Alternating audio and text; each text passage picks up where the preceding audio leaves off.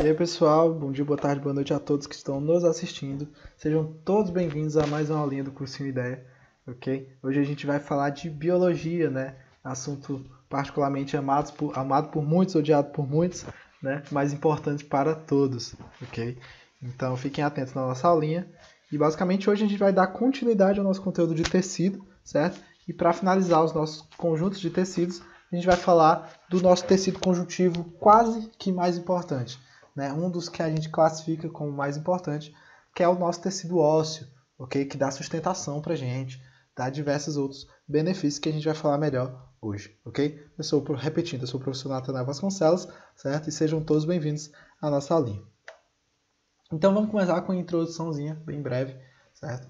Basicamente o tecido conjuntivo é um tecido conjuntivo especializado, né? Como a gente já viu, né? Caso você não saiba como é que funciona o tecido conjuntivo, gente, se eu não me engano, 2 aulinhas atrás a gente falou de tecido conjuntivo, ok? Então volta 2 videozinhos aí, que é a aulinha de tecido conjuntivo, e você vai tirar todas as dúvidas sobre tecido conjuntivo em geral. Hoje a gente vai especializar, né, só no tecido ósseo, ok? Basicamente é um tecido conjuntivo especializado, constituído por diversos tipos celulares, ou seja, ele tem uma diversidade celular muito grande dentro dele, né? A gente vai ver em breve as células que compõem ele. E ele vai ter uma matriz extracelular mineralizada, né? Aqui é uma das características mais importantes, mais diferenciadoras do tecido ósseo, certo? Que é a matriz extracelular óssea, né? A matriz óssea dele, que é mineralizada, né? Uma matriz com uma porcentagem inorgânica muito grande, diferente das outras matrizes extracelulares, né? Que geralmente são compostas por compostos orgânicos, né? Aqui a gente tem muito composto inorgânico. E o outro nome dado a ela, como eu já falei, é matriz óssea.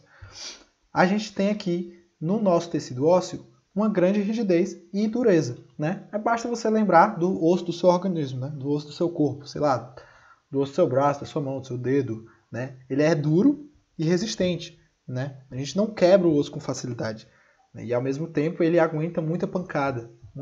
E ao mesmo tempo ele não é maleável, né? Ele não dobra, ele é rígido, ele é duro, firme, certo? Então, basicamente, é uma das características mais importantes dele, né? A rigidez e dureza do tecido.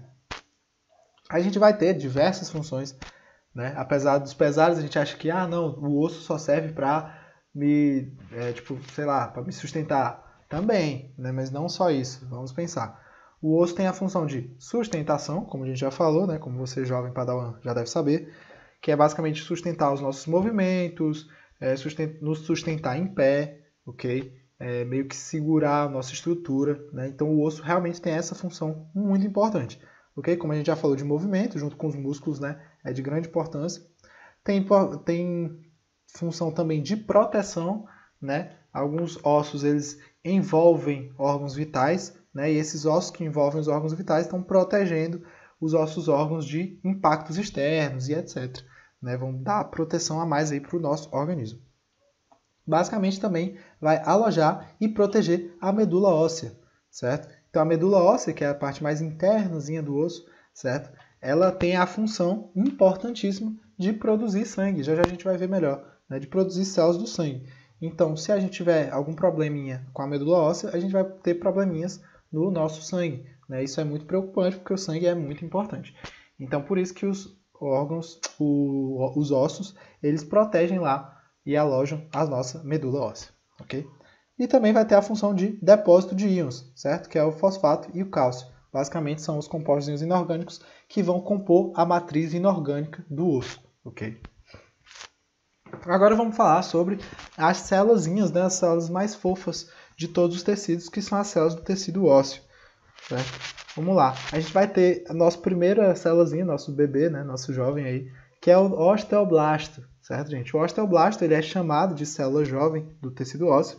Por quê? Porque ele é uma das primeiras células que vão dar origem ao tecido, certo? Ela vai vir logo depois da cartilagem, né? E o osteoblasto vai ter uma função importantíssima, certo? Que vai ser encontrado na superfície óssea e ele vai sintetizar colágeno e proteínas não colaginosas. Como assim? Ele vai ser responsável por produzir colágeno e proteínas não colaginosas, certo? Aí a gente pode ver aqui que ele é responsável pela síntese da matriz extracelular, né? Ou matriz óssea. Então, o nosso osteoblasto, né, nossa célula jovenzinha aqui, né, ele está cheio de energia, né, ele tem uma alta atividade metabólica e ele vai produzir o que compõe o osso, ok? Então, o osteoblasto, sempre lembrem, ele vai produzir o que compõe o osso, que é a matriz extracelular, a matriz óssea, certo? Então, ele vai produzir colágeno também, vai produzir proteínas não colaginosas, que é o caso da osteocalcina e a osteonectina, certo? Que um é para fazer a mineralização, certo? Que é a deposição do cálcio, e a outra elas vão estimular que o osteoblasto continue ativo, né? Continue exercendo a função de fazer síntese de coisas, certo? De material para a matriz extracelular. Então é uma das células mais importantes do tecido ósseo. A gente vai ter aqui os nossos osteócitos, certo? Que são os nossos osteoblastos mais velhinhos, né? Por isso que é chamado de células maduras, são as células mais velhinhas do nosso tecido ósseo. Basicamente, elas são células mais achatadas, enquanto aqui no nosso osteoblasto é uma célula mais gordinha, o osteócito, né, é uma célula mais achatada, mais fininha, mais magrinha, digamos assim, certo? Basicamente, elas não produzem mais nenhuma secreção, ok? E elas são responsáveis, basicamente, por fixar a matriz óssea, certo? Ela vai ser presente aqui entre as matrizes ósseas, né? Entre a matriz óssea vai ter vários lá osteócitos e ele tem função de fixar a matriz óssea, certo? Os espaços onde os osteócitos ficam são chamados de lacunas, certo? Lacunas aqui. Essas lacunas são onde os osteócitos ficam. Basicamente, elas se comunicam por canais citoplasmáticos, né? Que futuramente a gente vai falar um pouquinho melhor sobre esses canais. E como a gente já falou, né, por ser uma célula mais velhinha, ela tem uma baixa atividade metabólica, né, e tem maior função apenas de manutenção, de sustentação.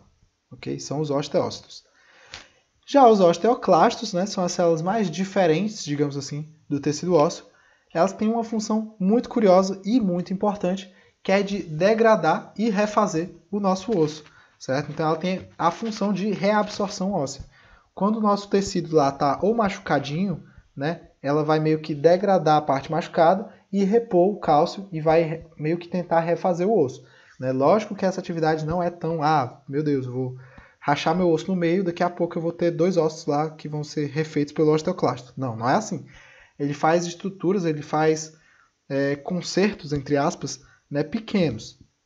Ele não tem tanta função de regeneração assim tão forte, não, né? Mas ao mesmo tempo ele também tem a função de liberar e absorver cálcio no osso, ok? Então, se o nosso organismo está com pouco cálcio no organismo, né, no sangue, então o meu osteoclasto vai lá meio que corroer meu osso e jogar o cálciozinho no sangue.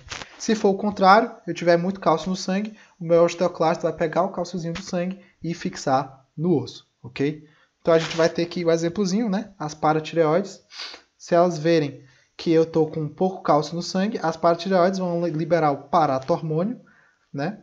Que vai fazer com que o meu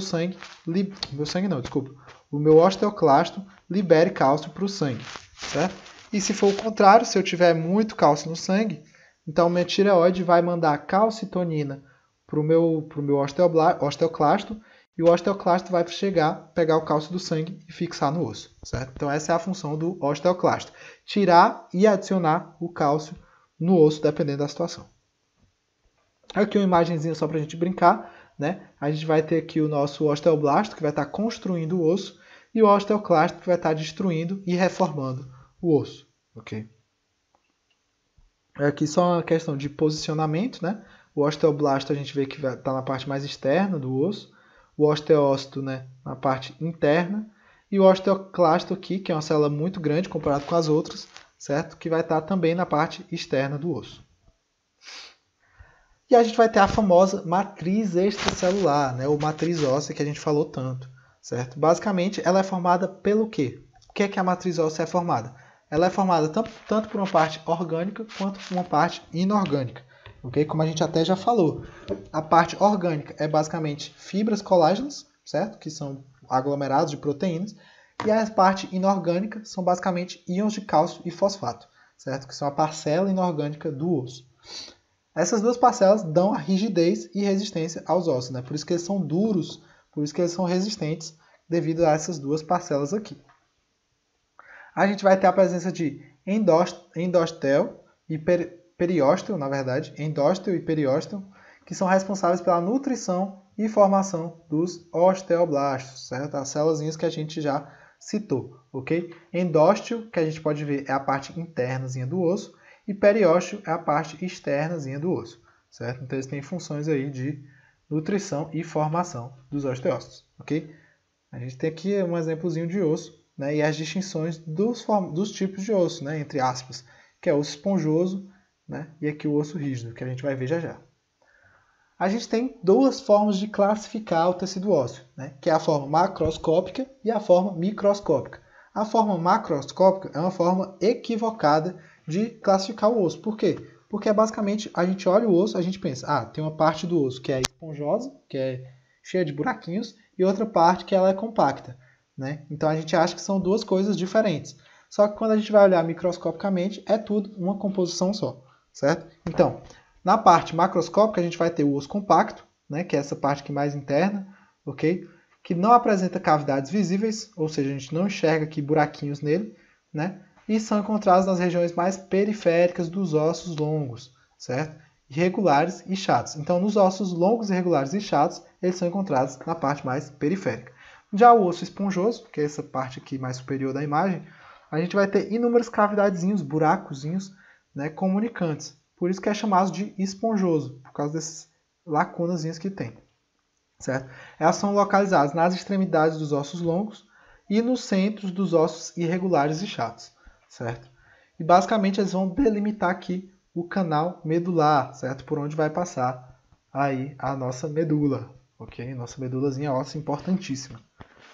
Só que agora a gente vai dar a classificação real, né, do tecido ósseo, que é microscópica, né, a classificação das células. Basicamente, a gente vai ter o tecido ósseo primário, ou chamado de imaturo ou lamelar, certo? Que basicamente é o primeiro tecido ósseo que aparece lá pra gente, né? É esse aqui da esquerda, ok? Basicamente, as fibras colágenas são desorganizadas, né? Elas são irregulares, como se chama. E a gente tem uma maior quantidade de osteócitos, ok? Que vão estar aqui organizando as células. Né? Apesar de elas estarem desorganizadas, eles vão estar fixando as células. As fibras, na verdade. E a gente vai ter o tecido ósseo secundário, ou tecido ósseo lamelar, né? O tecido ósseo mais maduro, mais velho, certo? Ele vai surgir depois, né? Onde as fibras já vão estar organizadas em forma de lamelas, né? Que a gente chama dessas linhas aqui, ok? E basicamente ele é formado por sistema de Harvard. O que é sistema de Harvard, Natal? Nome feio. Gente, basicamente é um sistema que vai ter a passagem de vasos e nervos, ok? Simplesmente isso. É uma passagem de vasos sanguíneos e nervos, certo? São canaizinhos de passagem. Aqui a gente tem um exemplozinho, ó. Esses canaizinhos aqui são chamados de canais de Harvard, que é onde vai passar os vasos sanguíneos aqui e os nossos nervozinhos de dentro do tecido ósseo. E a medula óssea, que é a tão falada medula óssea, tão importante, né? Só para a gente finalizar aqui a parte de composição, a gente vai ter uma divisão de medula óssea, que é a medula óssea amarela, né? Essa parte mais interna, e a medula óssea vermelha, que é essa parte mais externa, ok? A medula óssea amarela, ela é formada por tecido adiposo, né? Que é o chamado tutano, né? Não sei se vocês já ouviram a voz de vocês falando: ei, minha filha, faça um tutanozinho, um osso buco aí para me comer. Aí a parte internazinha do osso que tem só gordura, né? Uma gordura mesmo que fica dentro do osso, e a sua avó vai lá e come lá a gordurazinha, né? Que a gente chama de tutano. Ali não passa de medula óssea amarela, ok? E dependendo da necessidade, a medula óssea amarela pode virar medula óssea vermelha, certo?